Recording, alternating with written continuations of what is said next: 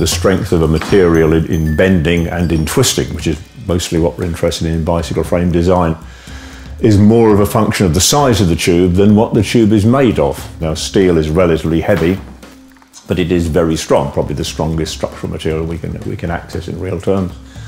Therefore, you can use quite small sizes of tubing. Nothing wrong with steel, it's quite nice.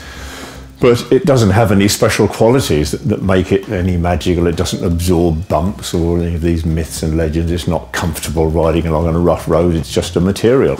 Aluminium, which people think of as being stiff, is actually the softest structural material we have available to us. It's very, very weak, but we use it in very large sizes, so the frame gives massive torsional stiffness. You know, in other words, rider input. And what you invariably notice on a bicycle is not the ride. You notice your input. You push on the pedals and hang onto the handlebars, and the frame wants to resist that. It doesn't want to give.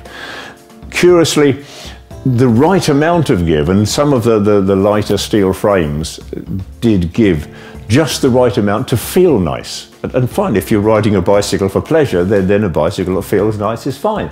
If what you want to do is get to the top of Mont Ventoux as quickly as possible, this is not the solution to your problems. What you want is fat carbon fibre frames that are as stiff as possible and as light as possible.